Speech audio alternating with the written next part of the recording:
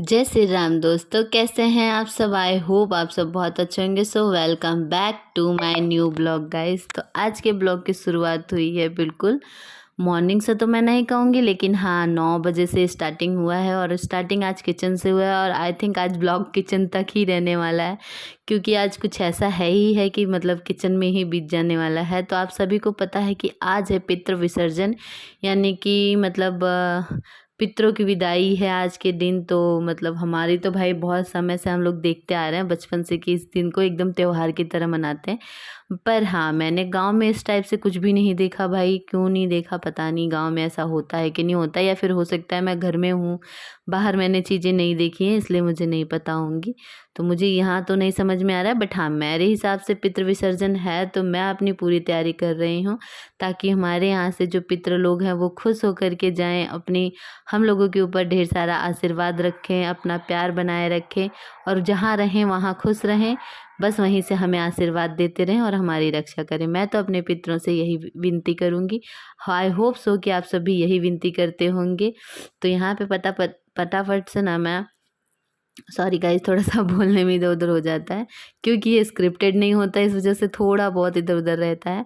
तो यहाँ पे ना मैं फटाफट से ना बेसन को थोड़ा सा भूंज रही हूँ। 2 चम्मच बेसन है ना, उसको भून रही हूँ।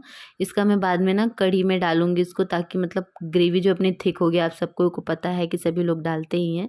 तो यहाँ पे मैं वो भी कर रही थी, साथ साथ में मम्मी से बात करते और बिल्कुल नहा धो करके एकदम फ्रेश होकर हम लोग ये सब काम करते हैं, खाना पीना बनाना मतलब।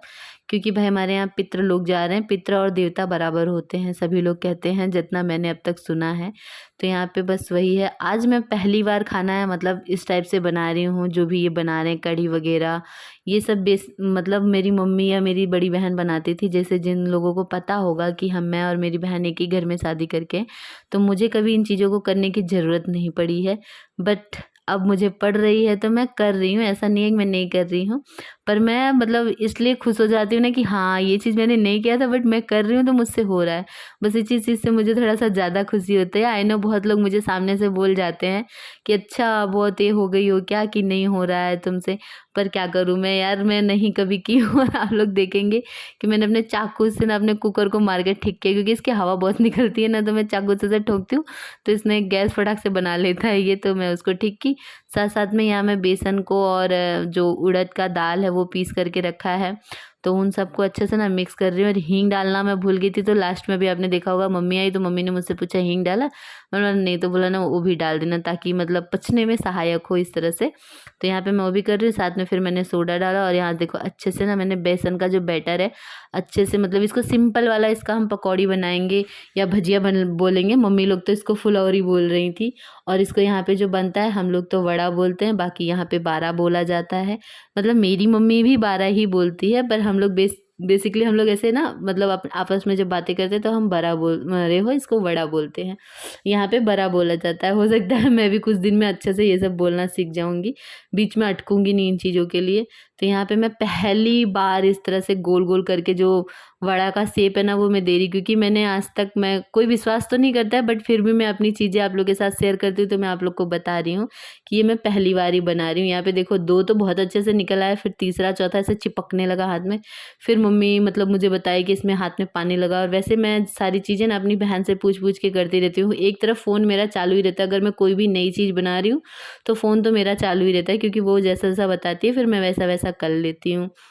या तो वो बताए, या तो मेरी ये मम्मी बताए, या तो मेरी मम्मी बताए, तो इन तीनों लोग को जो जो बताते हैं ये लोग वो मैं करती जाती हूँ। तो यहाँ पे भाई मैं बहुत खुश हुई थी इन बड़ों को बना करके कि वाओ मेरे से बन गए।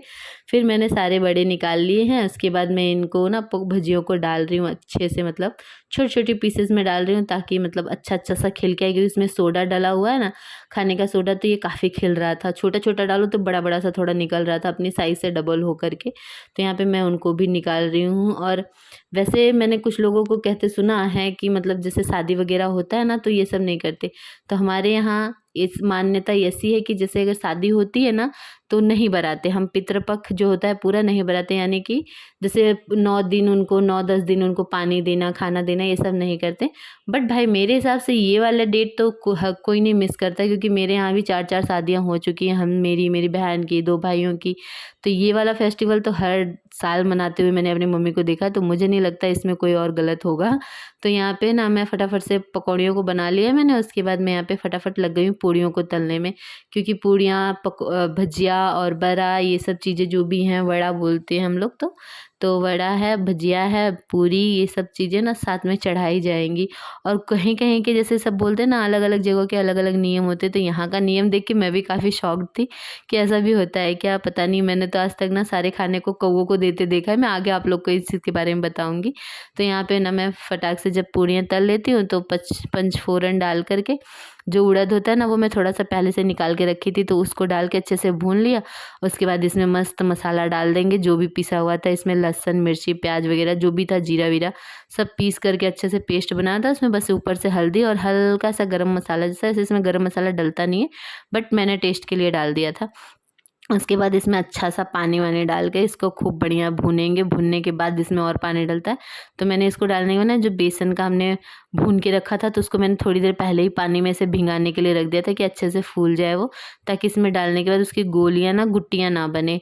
तो इस तरह से मैंने उसको पहले ही पानी में अच्छे से घोल करके रखा था। मैं वो भी साथ में इसमें डाल दूँगी, ताकि तीनों चीज़ें अच्छे से भुन जाए, जैसे उड़द की जो दाल है और बेसन और मसाले, सब चीज़ें अच्छे से भुन जाएँ। तो यहाँ पे मैं वो सब भी डाल दूँगी, डाल के अच्छे से भून करके, मेरे को जैसा-जैसा बताया जा रहा था वैसा-वैसा मैं कर रही थी, क्योंकि भाई मेरे से ये सब चीज़ें मैं पहली बार बना रही हूँ।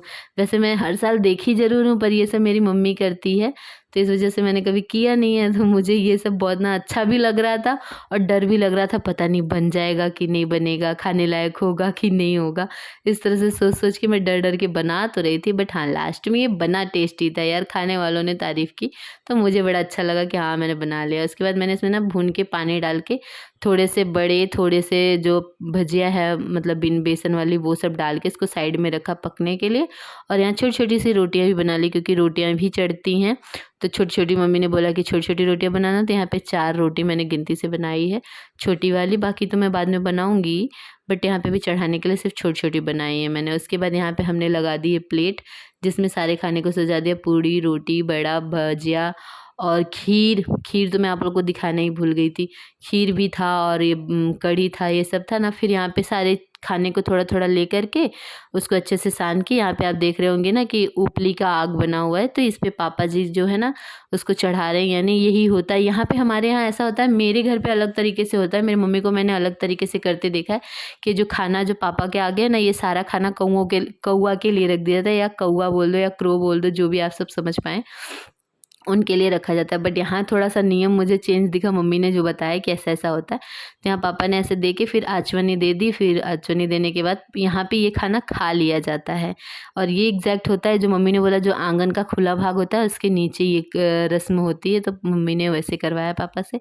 उसके बाद यहाँ मेरे 2 नन्हे-मुन्ने राजकुमारियाँ हैं मेरी, ये दोनों बैठ गई हैं कि हमें भी पत्तल में खाना है। तो भाई साहब ये लोग खा लिए, यहाँ पे फिर सभी लोग ने खा लिया। 2 घंटे की मेहनत इन लोगों ने आधे घंटे में बेकार कर दी।